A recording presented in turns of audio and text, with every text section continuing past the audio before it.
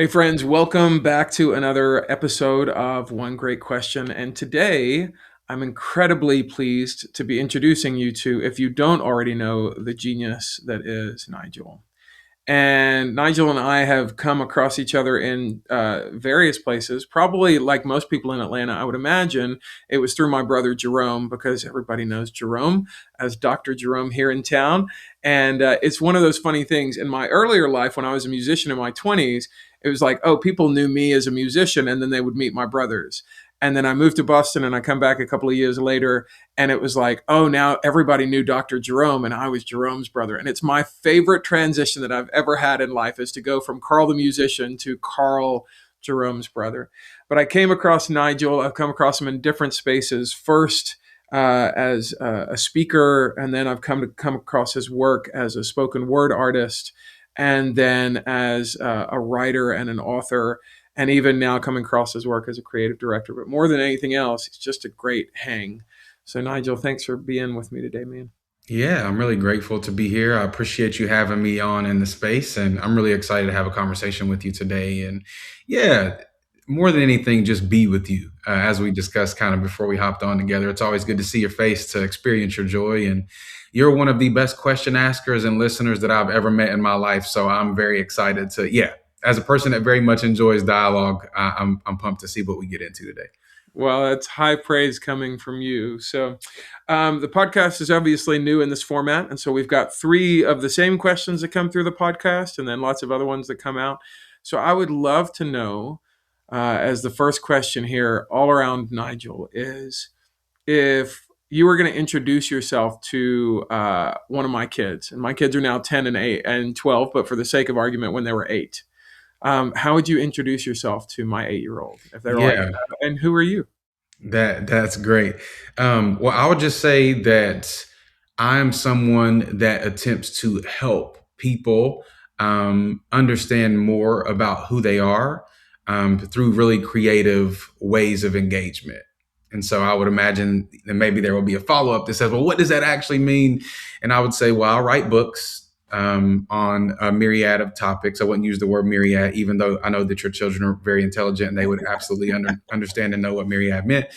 And then I would say that I get invited into spaces to speak to large groups of people and small groups of people about things that they may be having challenges with that can help them break through those challenges or understand more about how to solve problems.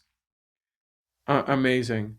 And so I've been fortunate enough to see you in places where there are thousands of people in the room, and then there are dozens of people in the room, and Yeah. you're on stage curating a space, talking to them, setting the intention.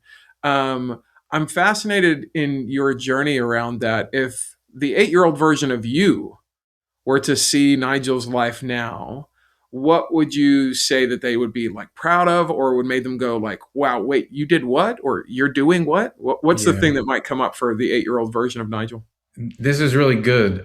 Anytime I'm in spaces with people, they typically ask the question, well, what do you do when you meet them? And I think that in line with who I was when I was 8 and now who I am many, many years later, um, I think the 8-year-old version would ask me how I'm doing before he asked me what I'm doing. And I would respond and say, I'm doing really well. And Hmm. I would say that I think that the 8-year-old version of myself would be very elated at the fact that I'm still the same little 8-year-old kid. I'm just way older now. So I think that he would be like, oh, that's me. He would be able to identify himself and say like, that laugh never changed, the Hmm. curiosity never changed, the wonder and curiosity that is required to move through the world in difficult environments never changed. And then I think that I would say, yeah, you should know that you're going to do things that are beyond your imagination. Hmm. I would let them know that, we wrote books and are going to continue to write books, that we stand on stages in front of thousands of people and educate people and entertain them too at the same time. That we would get to travel and see the world. Sometimes other people pay for that. Yeah. as a means to be able to enjoy it. But I would also say that you're making enough money now and will continue to make enough money to really do whatever you want whenever you want. And yeah, and I say that like as humbly as I possibly can, but as a poor 8 year old boy from southern, rural West Virginia, the thought of having enough, just having a little bit of money would Yeah. be exciting to him. So yeah, that's what I would say. 100%. Yeah, I mean, having had the same experience of, poverty in my youth, when I moved to the States and my family made, $8,000 a year one year for a family of six living in East Tennessee, I have this very vivid memory of going, at that point I probably would have been about 12. And I'd asked my mom, we were, in this East Tennessee town, and like all towns, when you're going down the interstate, you can see a sign for McDonald's. And I remember, Hmm. saying to my mom, "Oh, can we stop at McDonald's?" And she just was like, "Hey, babe, we just don't have money for that." And I Yeah. remember in my mind going, "Hey, when I'm older, I want to be able to make enough money that I can have McDonald's anytime I want." Yeah. And I mean, obviously, there's the opposite side of that. I probably ate a little too much McDonald's trying to prove to the 12-year-old version of me that Sure. I could afford it. Um, but it's this wild thing now, right? When we come into our 20s and 30s and 40s and we start to like build a life, there is some part of us going, "Hey, let me prove to a younger version of myself that Hmm. I'm okay." And Yeah. sometimes it's really beautiful and creates good work, and then sometimes it costs us some things, right? Where we're like, Hmm. "Oh," I mean, at one point I got up to 375 pounds, and I think at some point I'm probably trying to prove to the 12-year-old I can eat anytime I want to, and now Yeah. I eat all the time. Yeah. That's good. Um, which brings me to another question in kind of your journey, somebody who's now had success. Hmm. And obviously, success has lots of different iterations. And this is one of the things I talk to a lot as somebody who coaches executives is I try and reframe like success is more the first question that you answered from the 8-year-old version of you, not like, "Hey, what's surprising you or you're proud of?" Like, "Hey, man, how you doing?" Not "How are Hmm. you living?" Yeah. You doing, right? And so that level of success is their contentment. Are you enjoying the day? I think is much deeper. And so in my work, a lot of times with executives, I'll dive in and be like, "Hey, what did you think success was going to be, and what does it cost you?" And the second part of that question is, would you pay the price again, knowing what it's Mhm. cost you? And so I would love to know from you everything from the struggle of success to being on a stage, the struggle of pitching books and not getting them to then getting them. There's like levels of these things all the time, Yeah. right? And obviously, people see a Instagram reel or they see a post somewhere about a book launch and they go like, Yeah. "Oh, you must be wildly successful." They don't see the 9,000 hours that led to that moment. And so I'd just be curious from you, what does it cost you as you look back at your success, and would you pay the bill again? Yeah. Yeah. I think this is the question that I think a lot of people have like a lens or framework or like expectation they think through with the question like this to think about like the practical things. But I think I'll like sink on, the soul level for this Hmm. question. And I Yeah. think for me, I've been a person who has always been delusionally optimistic. But optimism and faith really aren't the same thing, right? Mm. Like faith requires trust and the belief that an outcome can be what you expect and desire for it to be. And for me, I didn't realize how much I would have to change in order to obtain the things that I've been after. And when I say that, there's this concept called the mirror principle that I studied a while back, and it has a lot to do with when you think about like vibrations and frequencies, you get a little woo woo for a second, how it's almost impossible for you to obtain what you're after unless you get on the same frequency as the thing that you're pursuing. Hmm. And you will repeat and attract the same things that you've had previously, or worse, if your belief system is off kilter for what you're asking for.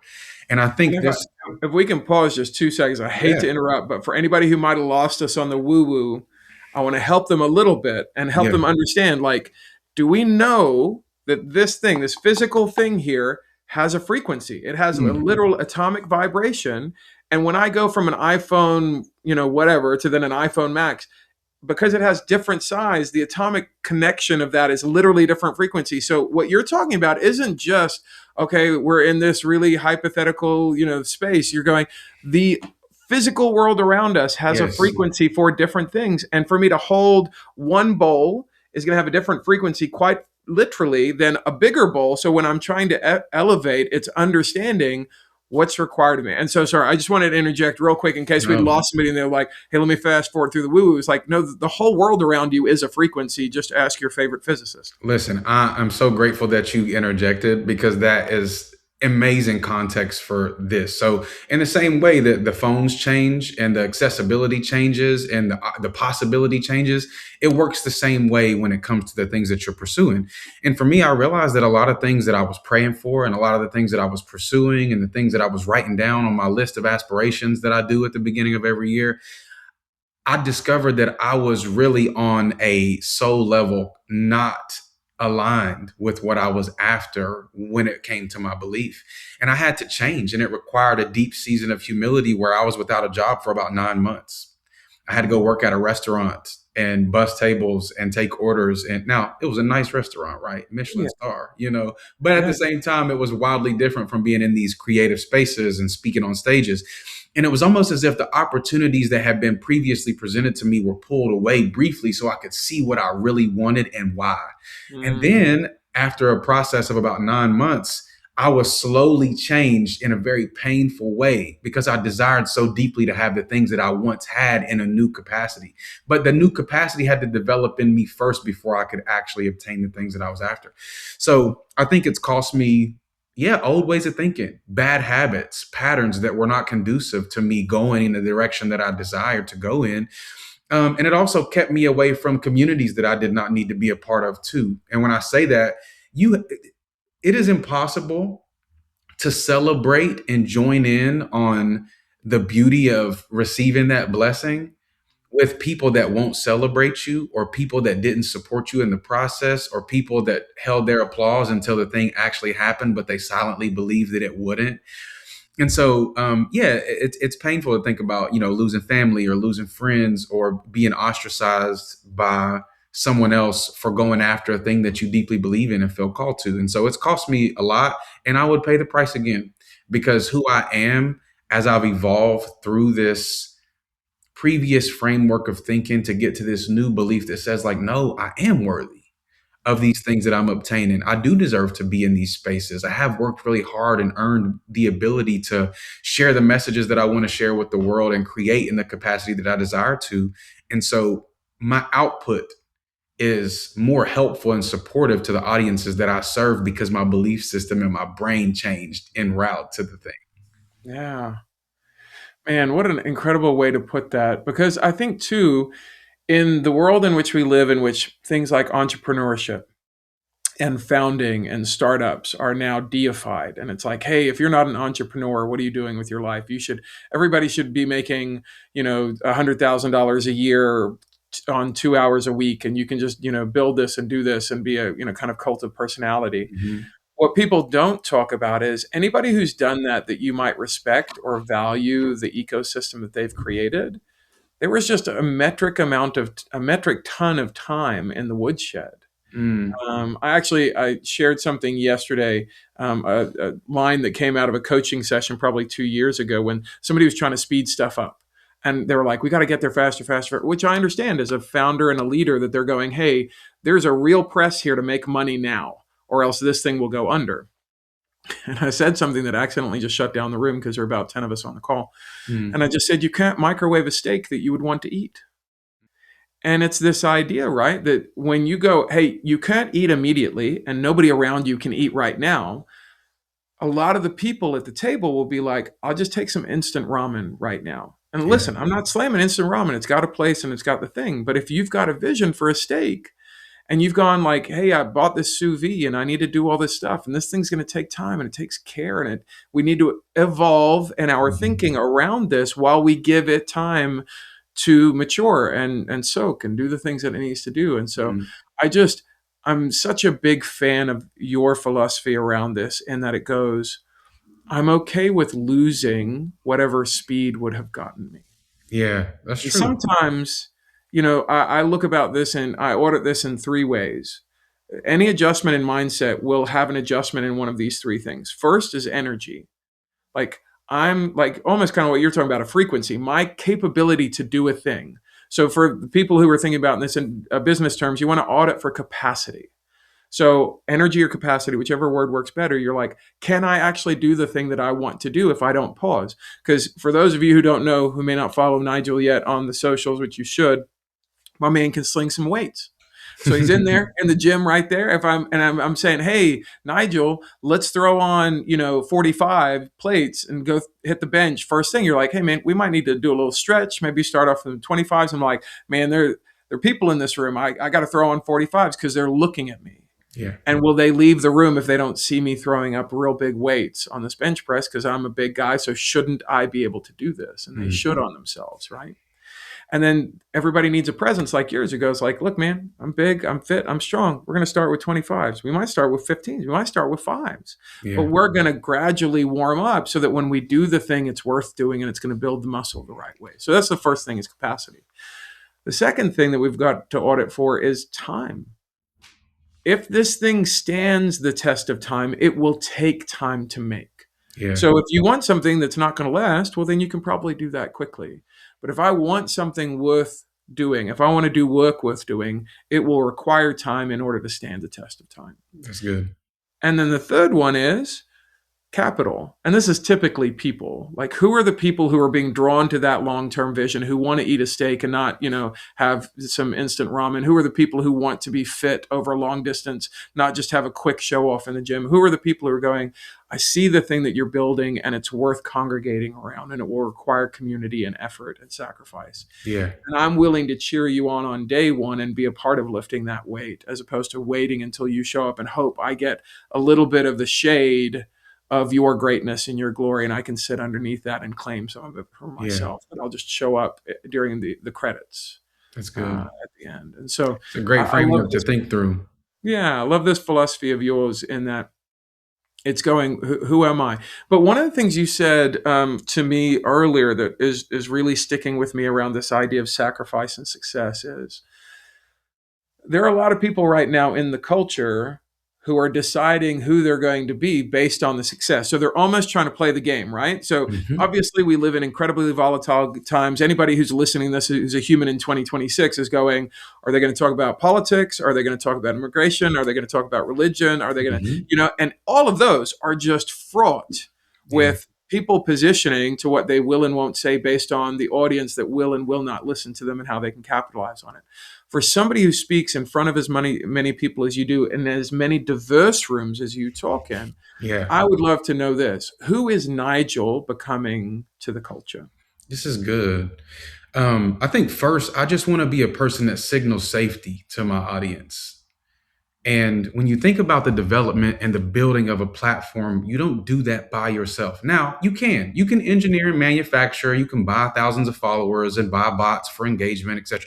You can build, and you can make it look real nice to the point that people actually come to trust you, know you, and believe in who you are based on what you manufactured behind the curtain. And, to each their own. That's just not me. So I want to signal safety to my audience and let them know that I'm actually, like, I do this for real. The reason why I get out of bed in the morning, the reason why I create, the reason why I write is because, like, I really do want to help people, one, achieve clarity in their personal journey. Two, I want them to see themselves as contributors to culture and not just people who critique it and stand by feeling helpless, like they don't have anything that they can do. When we think about time, talent, and resources, like, you can use any of those things to contribute to the culture, but the internet has made it very easy for people to critique instead of contribute. So those two things. And then I think lastly, I don't want to be a person who profits off of treating people like products. We have come to a place of transactionality in business and transactionality with our friends and transactionality with our community. So we will hide behind like this thinly veiled solidarity, if you will, that says, come to me, trust me, take my ideas, take my opinions, take my advice, let it help you. And then when, some shit pops off politically and people need to know where you stand, are you okay with the way immigrants are treated? Are you okay with people being dehumanized? Are you okay with rhetoric that is prejudiced and racist or misogynistic in its essence? Or are you a person of the people? And I'm not doing this to divide, but I think that honestly sometimes is what objective truth does. Like, where do you stand and how does that impact the people that you claim to serve? And so when I think about who I want to be to culture, I just want to be and continue to aspire to be through the things that I create, a person whose authenticity can be felt so that people can know when they come over here, he wants to help me more than he wants my money. He wants to help me more than he wants my engagement. He wants to help me think and feel so that I can actually act based on what I think and what I feel, influenced by thoughts that are helpful and uplifting, things that ultimately help you become a contributor to culture, not just someone who critiques it. So I would ideally love to be remembered as a person that used every ounce of energy he had and every fiber in his being and every creative piece of ingenuity to engineer things that helped people on planet Earth, to the maximum degree. And I know that that's a big, heavy aspiration, but it shows up in the small things. And I want to continue to do the small things well so that the people I work with and serve feel the things that I desire to give them. Hmm. Man, that's so good. One of the things that strikes me in what you're talking about, Nigel, is there's a couple of different studies, one by Harvard Business Review and the other one by Stanford, where they talked about the number one indication of cultural health in a business. And it's not close. Like if you looked at the top 10 things, it's number one. And then way down here, it's number two of whether or not people will perform well and the culture will rise and you'll be productive and something that can last as a brand. Number one was psychological safety. And so it's this idea that as leaders, how do you engineer psychological safety for the people Mm, around you? And so I love your phrase of like, how are we signaling safety? That hey, yeah. this is a place to be. So the question that I would ask around that then is it's pretty easy in today's day and age to throw up a flare. People talk about virtue signaling. So that's the Hmm. bad side of this. But it's also fairly easy around people who think maybe like you do, or in other spectrums, people who think like I do, and go, "Oh, when Nigel says this, or if Carl says that, that signals safety. It's saying, hey, here's the line, here's my camp. You can come and be safe in the camp as long as you think and act and believe like I do."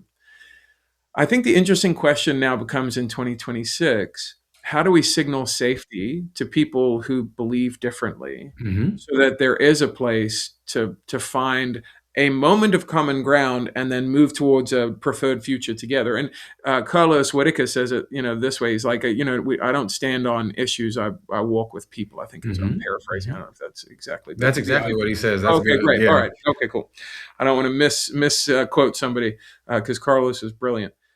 So I'd love to know from you, how are you finding ways to signal to people who may be thinking differently than you that they have some safety with you in order to walk a path together towards something preferred? Because again, I'm looking at this from a business corporate leadership space. It's going, you got two people who are on opposite sides who think, hey, we should spend all this money on paid ad. And then somebody else is going, no, we should do everything organic. And now they draw a line, and neither one of them is safe with each other in a meeting because everybody knows what they stand for, Yeah. which is a stupid business version of, hey, where do I stand on something like ICE or how we're spending money or Hmm. what do we think about, the future of, rights in the US, or, there's 1,000 things we could do that idea with. But I think if we can make it something as simple as, I want to play dodgeball, and somebody else goes, I really want to play kickball. Hmm. And again, the 8-year-old versions of us, how would you signal to the other player that they're safe with you in order to discuss whatever is going to happen next? Yeah, that's really good. I think this is the perfect opportunity for me to share that I actually just wrote and will Yeah, be you did. publishing on the 17th a book that is going to speak to this. It's called We Say Shalom. Shalom being this Hebrew word that has to do with peace that is often not achieved without conflict. Mm. And yeah, I think that we've discussed this at length, but conflict isn't difficult when you know how to do it well. And I think that it requires honesty from both parties. And it also, says that sometimes we speak different languages, but we do say the same thing. And that's really what the book is about. The concept, we say shalom. It's a collective thing. It's not just I get peace and peace is only for me and my neighbor doesn't get to share in it. Because shalom says, in its linguistic understanding, that shalom is not complete unless two parties who are involved both have peace. And again, it's not achieved without conflict.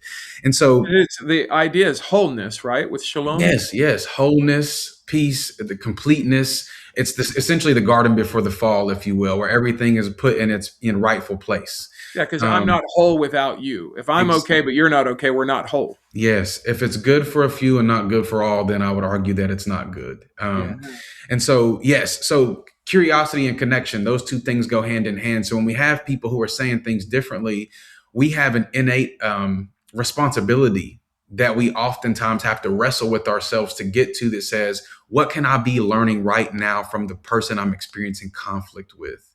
And so I have a story in the book where when I was 16, I went to an AA meeting with a friend of mine who was 20 years old because he just needed someone there to support him during the meeting.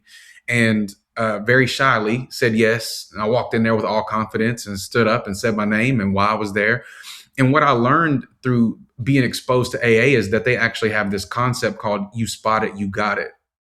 And it's a really unique principle that says that if you're frustrated and something you're experiencing through another person, it's typically your conscious or your mind signaling to you that you either used to be like that and you're experiencing an old version of yourself, or there's either something stirring inside of you that knows that you share in some similarity with the thing that you're actually frustrated with.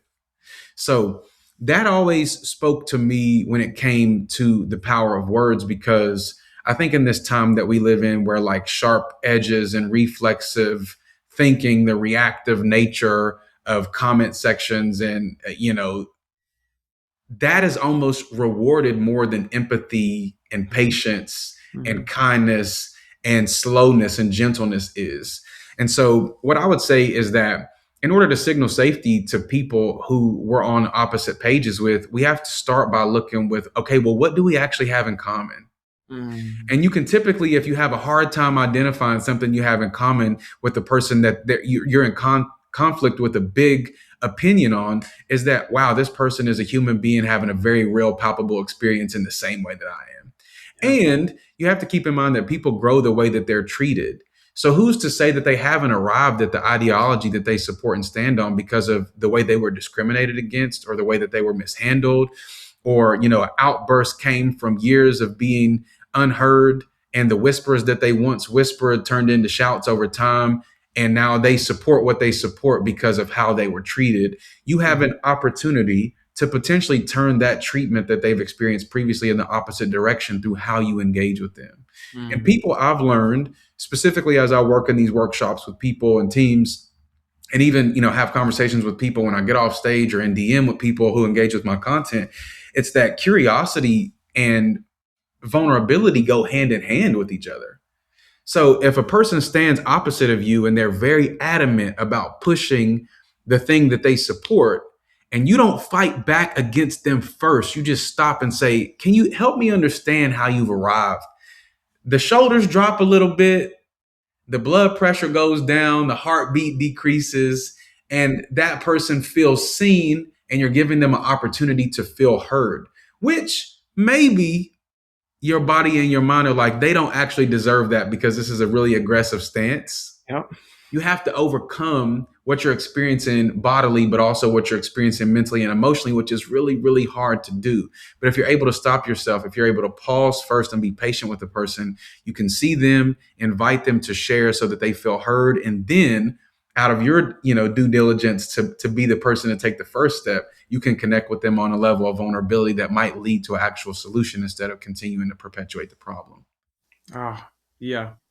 And our mutual friend, again, referencing here, Dr. Jerome, would talk about the first person you have to signal safety to is yourself. Mm, And I didn't actually know this until very recently, but Jerome shared with me like one of the biggest signals of safety to a human mind is touch. And so as we talk about this, a lot of people that you might, think about anybody right now that you are diametrically opposed with on a political thought. So you're like, okay, I've got that person in my mind. I would vote this way. They'd vote that way. I would say this is the truth. They would say that is the truth. And the question then becomes to your idea of like, when did they lose that curiosity? When did they lose that vulnerability? Mm. Jerome would probably tell you at some point they lost having kind of like safe touch, like where they felt safe and they had to take control and be like, I will take a stand. Or they've got somebody in their world who is like very dominant and they're like, oh, that's where safety is. I'll follow that way of thinking. And so he's like, one of the quickest ways when you feel your your blood pressure elevating, you're getting anxious, you're feeling combative with another person, is just you put your hand on your chest. You'll see Jerome does it all the time, and you just rub in a little circle, and it's Mm. signaling to your neurochemistry. I would never do this if I was under actual physical attack. Mm. So in this moment, I'm safe. I'm okay. And so even when I'm coaching sometimes, and I feel like the room is getting heated, I'll do one of these, or I'll kind of do like a little, rub my, and it just is de-escalating a little bit because I'm supposed to be as the consultant, as the Yeah. executive coach. I'm the Yeah. voice of reason, right? And I'm finding myself I'll be like, oh, I'm hot too about that. Yeah. And and so once you signal that safety to yourself, then you are able now from a place of centeredness to do what you were talking about, which is how do I think about that other person? How do I build empathy? Mm. And so our framework around this at Curiosity is there's three parts. And first, acknowledge their difficulty.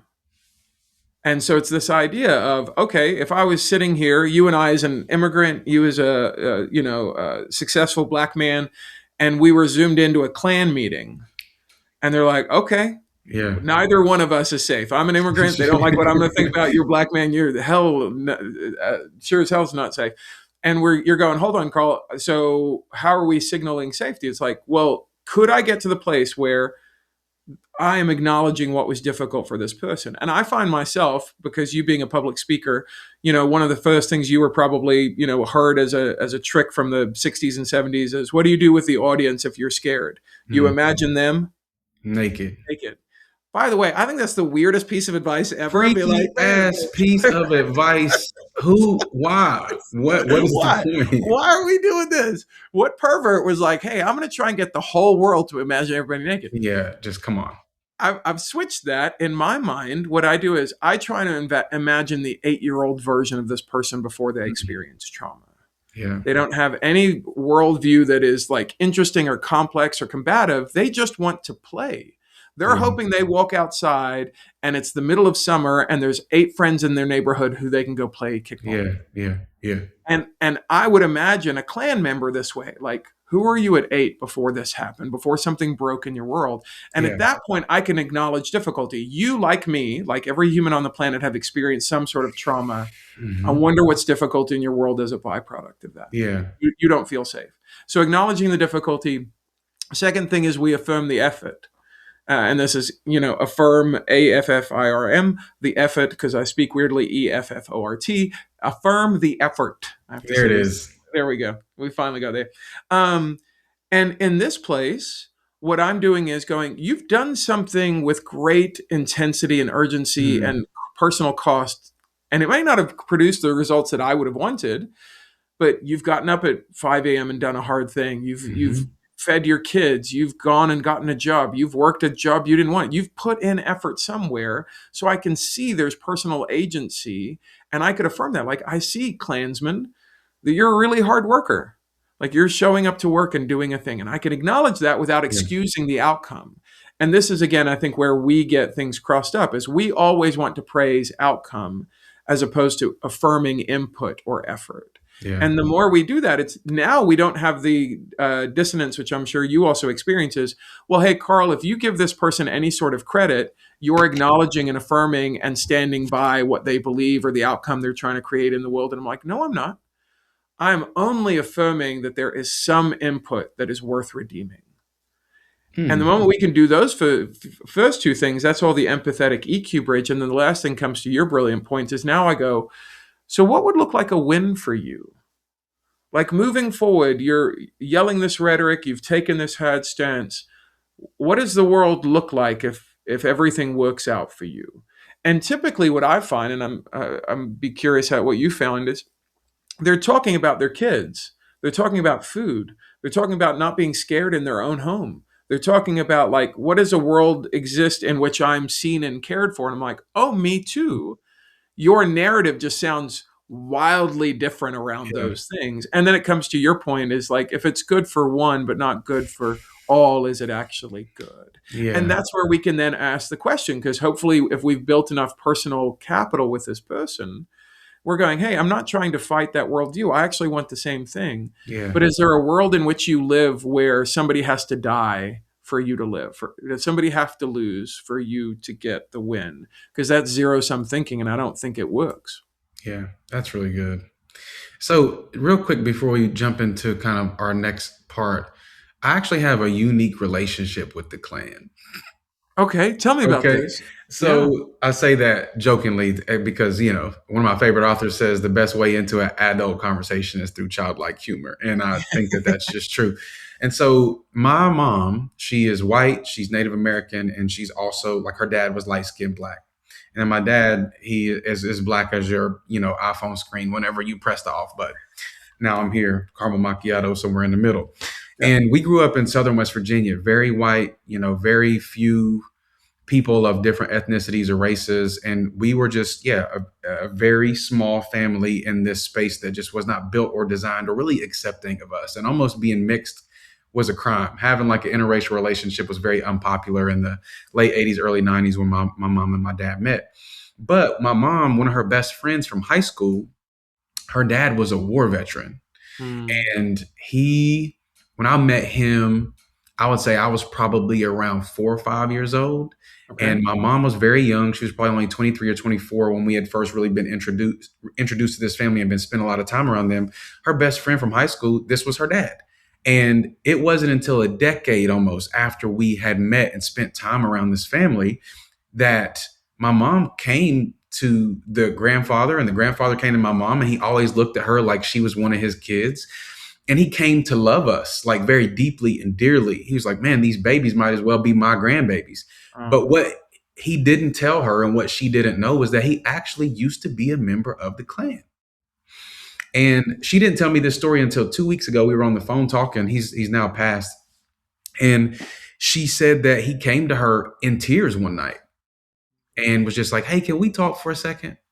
And they went, back into the living room and they sat down and they sat and they talked. And he said, I want to show you something. So he took her into the bedroom and he opened up this big trunk and he showed her all of his former memorabilia from his involvement in the clan. And he said, it was through my relationship with you and you allowing me access to love your grandbaby, your babies in the way that they were mine. I have I've had to repent in my heart and my mind and realize that I have had this damaging part of my past and history. And because of the exposure that you've brought these children around, I've fallen so deeply in love with who you are and who they are just as little babies that it has completely changed the way that I see the world. And it's made me repent of my very dark and damaging past. Like, think about that. Like, insane. And oh, insane. I mean, stunning. I've got tears in my eyes thinking about how many lives have changed because of the bravery of your mom to allow those spaces to happen. Unbelievable, man. Right? So, And yeah. it also, I'm a kid, and so I think about things in like the simplest terms possible. I think about this as there's constantly the dialogue between, is it invitation or challenge? Hmm. It's like, hey, can everybody just be welcome and we figure it out? Or is it like, no, no, no, this person has to understand what they're doing is wrong. And I like to think of it almost like in a 5-to-1 ratio. Yeah. For somebody to let me even offer an ounce of challenge, I need to give them 5 ounces of invitation. Mm. And your story is like 100-fold that. Like, be with these grandbabies, let them be yours. Like, the amount of invitation is almost, if you're looking at it from a third party, just going, hey, what end result is going to play out here? From a critical analysis, you're like, that's an insane amount of access. That's an Hmm. insane amount of invitation, hoping this person would almost organically receive the challenge. Because that's the beauty of this, is the challenge was caught, not taught. It was this That's thing of, good. I'm in the environment and I feel everything that I know is wrong because I see something completely to the counter of what I've been taught, what I've understood, critically in my brain is not now what I'm feeling in my heart and in my Yeah. body.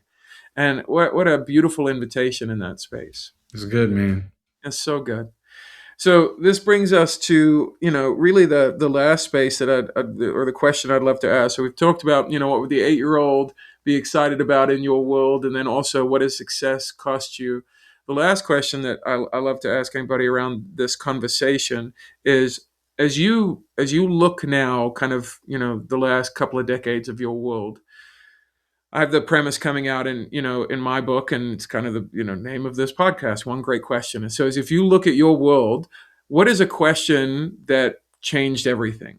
And so maybe somebody asked this quietly, or maybe not so quietly in your life, and Mhm. you're like, oh, actually, as I look back now with hindsight, that question changed the trajectory of my life. Yeah. You talk about one great question. If that's not one great question, I don't know what is. My brain is kind of doing this like buckshot thing where it's going in like a million Yeah. different directions, trying to like think through.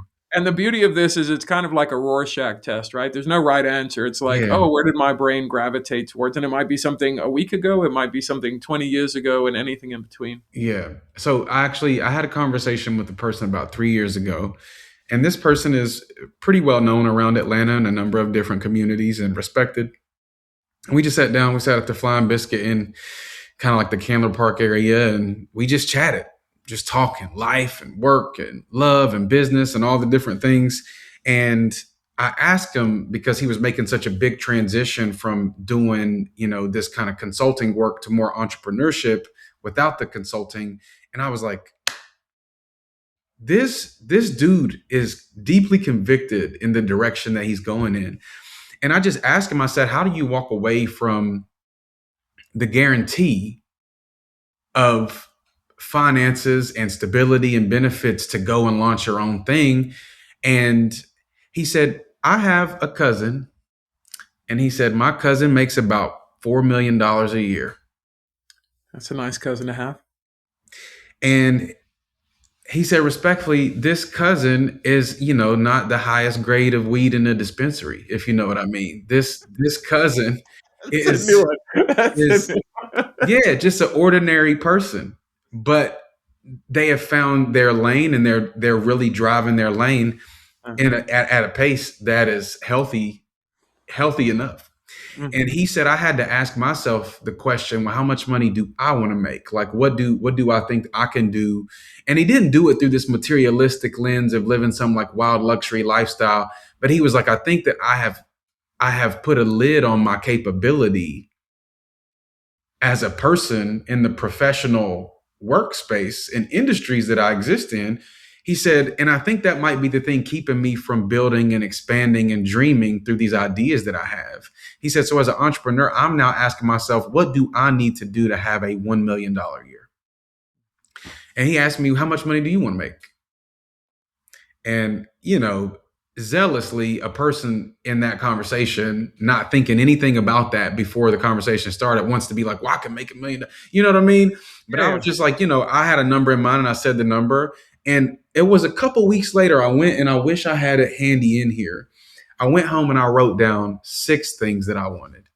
Mm. It was a specific job title, making a specific amount of money. I said that I wanted to do at least one brand deal, and I wrote down brands that I wanted to partner with for the creation of content. I said I wanted a publishing deal with a specific number for the amount of money I would make on the advance. I said I wanted to do consistent business in New York, paid for. Hmm. And then, I wanted an affordable place to live, not paying a ridiculous price for rent. And when I tell you, as of a week ago, everything on that list from 3 years ago has now happened and come to pass. Come on, man. Again, it's the changing of belief. It's being challenged to think in a new direction. It's having conversations with people in my community. It's this big process of discovery. And even though it could have went in a million different directions, I genuinely believe that conversation did something to me professionally. It made me Mm. say, oh my gosh, I have more ability to do consultant retainers for these Mhm. organizations that I work with. I have the capacity to find an agent and pitch a book so I don't have to keep doing independent publishing. It's happening right now today. If I pivot a couple of these keynotes and make them oriented towards new audiences to diversify what I'm offering, I can have new and bigger opportunities to step on stages and share these messages with the world and be paid well to do it. Mm. If I pivot and tailor my content in a way that is more palatable for a grand audience and not just the people that I serve, maybe a brand deal can come about. And all of these things have. Man, bro, I'm just celebrating that success of the one great question changing Thank you. something in your Thank you, world. man. Yeah. Yeah. Because I will say, full transparency, you and I have had a couple of lunches where I'm like, all right, man, how do we engineer some things No, literally. in your best interest, and to be here in this space and go, man, the fruition of that question from this other person yielding this kind of return on investment is so exciting. It's rich, man. It's absolutely rich. So one of the things I'm going to ask you to do when we're done is, if you get to ask the next guest a question, this is kind of borrowed from Stephen Bartlett and Diary of a CEO. They do this thing where he's like, you get to Mhm. ask them a question. So you don't have to put that on here, but I'm going Yeah. to ask you off screen afterwards to write down a question for somebody else. For all of the people who are hearing this and going, okay, this is super valuable. Love Nigel's whole vibe. We've got a company. We want to get him to have a chat. We want to order some books. What's the best way for somebody hearing about you now and going, I want to engage? How do Yeah. they? Yeah, so all things Nigel Darius. So Nigeldarius, NigelDarius.com. Instagram is at Nigel Darius. TikTok is at Nigel Darius. Everything is just my name. Lockdown. That's the best way to stay engaged because I'm doing frequent updates on places I'll be popping up, cities that I'm visiting, things content related that I'm producing and publishing. And then always down to connect and have a coffee and just have a conversation. And those things typically go somewhere. So, yeah, if you want to connect or have a conversation or potentially do some business together, I can be reached on all those platforms. Amazing. Amazing. And so where do they get the book? Yes, so it's available at most retailers, I would say almost all retailers. Amazon is the most quick, approachable, probably preferred method of purchase. And it is titled We Say Shalom 40 Words That Cultivate Curiosity and Build Connection. So that comes out next week, February 17th. So we are just a few days out. And yeah, this book is for everybody. It really is. If you're a person who wants to have some stronger moral principles and learn about how, as a culture, we've lowered the bar of moral reasoning and now need incentive to be good to and consider and care for our neighbor, this book is for you. If you're a person who doesn't necessarily believe or find yourself having a relationship with God, but you're spiritually curious and you want to hear about history and culture and the intersection between secular life and spiritual life, this book is for you. If you're a person that needs some inner peace, but you don't know how to arrive there because you just don't have the tools and you realize that's affecting your ability to connect with your neighbor, this book is for you. So yeah, it's for everybody. And yeah, that's what I would say. Oh man. Well, I know that it is well written because the things you say are well said, and I cannot recommend the book more highly than I do right now. Just go out and grab that when that comes out because it will be good for you. And like Nigel was saying, it really is a book for everybody because even if you're just somebody who enjoys history and understanding language, it's just a fun read and understanding. Hold on, how are all these different things interconnected, and what does that mean to me? And so Yeah, I recommend everybody go out and grab a copy. But amazing. more than anything, Nigel, you're just one of the best hangs, and I'm so incredibly privileged that you would say yes to coming on the podcast. So thanks for Thank you, your time. brother. This was great. Yeah, man. I'll catch you next time. All right, sounds good. Cheers.